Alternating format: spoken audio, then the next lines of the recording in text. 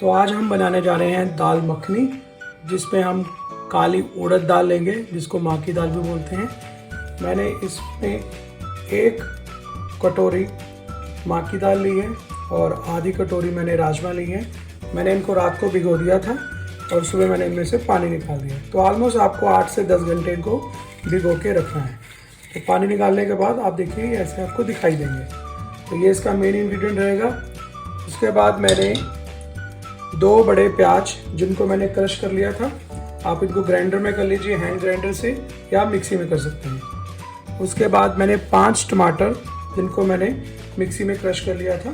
प्याज और टमाटर के बाद हम खड़े मसाले की बात करते हैं। इसमें मैंने लिए हैं 2 तेज़पत्तर। तेज़पत्तर को यूज़ करने से पहले हमेशा धो लीजिएगा। 3 सूखी लाल मिर्चें, आधा चम्मच कश्मीरी लाल मिर्च, 2 चम्मच नमक, 1.5 चम्मच हल्दी पाउडर, आधा चम्मच सौंठ पाउडर, 2 चम्मच गरम मसाला, 2 चम्मच जीरा, 2 चम्मच अमचूर और 2 बड़ी इलायची और 3 लौंग लिए। तो चलिए हम इसका मसाला तैयार करते हैं और धीरे धीरे हम सूखे मसालों को उनमें डालेंगे। और इसके अलावा हम आधा चम्मच हींग भी लेंगे और 2 चम्मच जिंजर गार्लिक पेस्ट भी ली है। चलिए हम मसालों को बनाना शुरू करते हैं। और एक चीज़ मैं क्लियर करूंगा मैं स्टार्टिंग में, इसका नाम तो दाल मखनी है। मैं इस डिश में ना तो मक्खन डालूंगा और ना ही क्रीम डालूंगा। इसमें एक सीक्रेट इंग्रेडिएंट रहेगा, जब मैं उसको डालूंगा तो उसी टाइम पे आपको बताऊंगा। बट मैं एक चीज़ आपको श्योर करूंगा, आपकी दाल मखनी किसी भी अच्छे रेस्टोरेंट, ढाबे और होटल से बढ़िया बनेगी। और ये वो इंग्रेडिएंट होंगे जो हर घर में हर वक्त अवेलेबल होते हैं।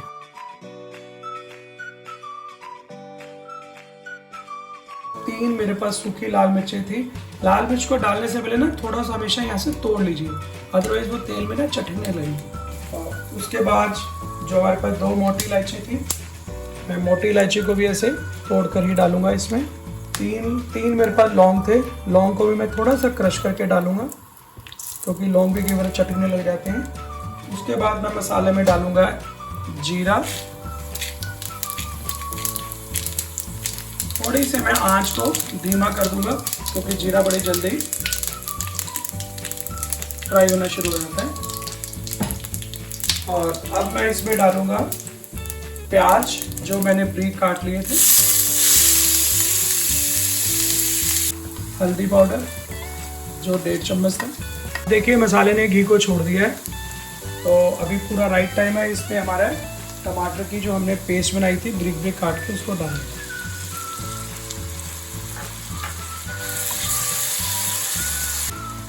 नमक जो मैंने बोला था 2 चम्मच, सौंठ पाउडर जो आधा चम्मच था, तो 2 चम्मच था गरम मसाला, और साथ ही हम डालेंगे 2 चम्मच जिंजर गार्लिक पेस्ट। तो अब हम डालेंगे इसमें 2 चम्मच देसी घी।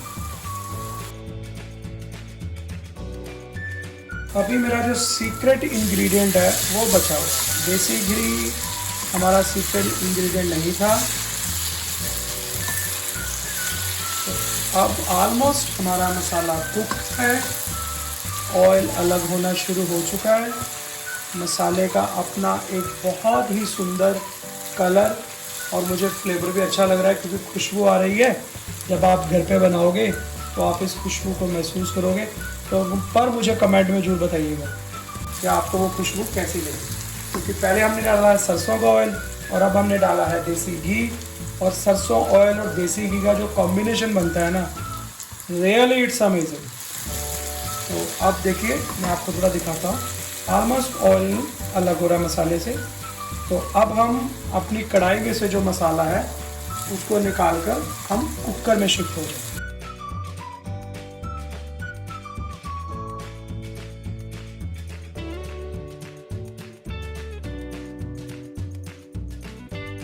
क्योंकि उड़द की दाल ना थोड़ी सी रूखी सी होती है उसका टेक्सचर, तो इसीलिए हमने उसमें देसी घी डाला 2 चम्मच। तो अब टाइम आ चुका है हमारे सीक्रेट इंग्रेडिएंट का। तो हमारा सीक्रेट इंग्रेडिएंट है दूध। हम इसमें 2 गिलास दूध डालेंगे। तो आप देखिएगा कि 2 ग्लास दूध डालने पर दूध हमारी दाल और राजमा जो है उससे ऑलमोस्ट इतना ऊपर है, इतना ऊपर है। तो अब हम इसका कुकर को बंद करेंगे और कुकर को बंद करने से पहले एक चीज़ हम डाल देते हैं। हमने इसमें अमचूर पाउडर लिया था। मैंने अमचूर को ऑयल के अंदर इसलिए डाला क्योंकि अमचूर बड़ी जल्दी जल जाता है। तो अभी हम अमचूर को इसमें शिफ्ट कर देंगे। आप अमचूर नहीं डालना चाहते तो ना डालिएगा, पर मैं हमेशा दाल मखनी जब बनाता हूँ तो उस पर अमचूर जरूर डालता हूँ क्योंकि उससे ना फ्लेवर एनहांस हो जाता है और मज़ा भी आता है। थोड़ी खट्टी खट्टी बनती है क्योंकि दूध डालने के कारण थोड़ी सी दाल मीठी हो जाती है, बट अमचूर उसको ओवर पावर कर लेता है उसके मीठे को। तो अब टाइम आ चुका है कि हम कुकर को बंद कर दें। तो हमने कुकर को बंद कर दिया है और अब एक चीज़ का ध्यान रखिएगा कि हम आंच को धीमा कर देंगे और कुकर को 1 घंटे तक हम दाल को इसमें पड़ा रहने देंगे और कम से कम 12 से 13 विसल होगी, तभी आपकी दाल मखनी बिल्कुल होटल और ढाबा स्टाइल की बनेगी। जल्दबाजी मत कीजिएगा, नहीं तो दाल मखनी में जितनी हमने मेहनत की है वो सारी की सारी खराब हो जाएगी। तो अभी हम इसको सिम पे रखेंगे 1 घंटे तक ताकि 10 और 12 विसल हो जाएं। तो अब हम प्रेशर कुकर को खोलते हैं। ऑलमोस्ट हमने 12 विसल कर डलवा लिए। तो ये देखिए दाल हमारी पूरी की पूरी बड़े ही अच्छे तरीके से कुक हो गई है और जो हमने इसमें दूध डाला था वो भी इसको अपना कलर छोड़ गया है।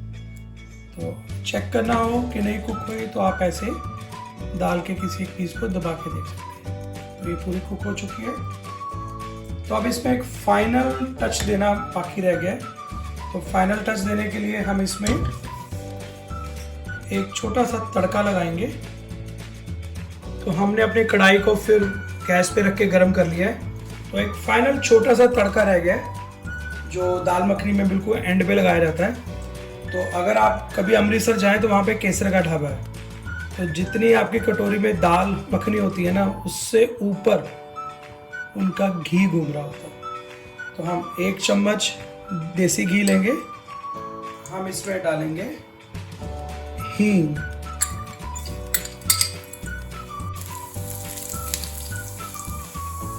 और फिर हम डालेंगे इसमें अपनी कश्मीरी लाल मिर्च जो हमने अभी तक बिल्कुल भी दाल मखनी में नहीं डाली थी।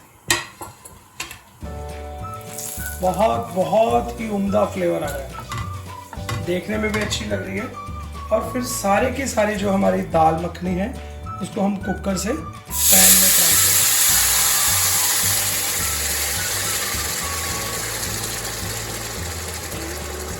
तो अब देखिए दाल मखनी का कलर, अमेजिंग कलर, खुशबू भी प्यारी, देखने में भी प्यारी लग रही है और जब खाएंगे तो मज़ा ही आ जाएगा।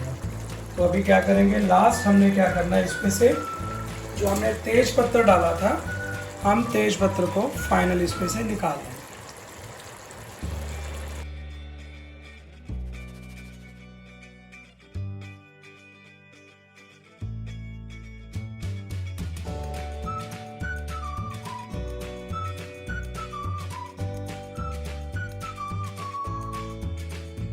तो लीजिए हमारी दाल मखनी बॉल में ट्रांसफ़र हो चुकी है।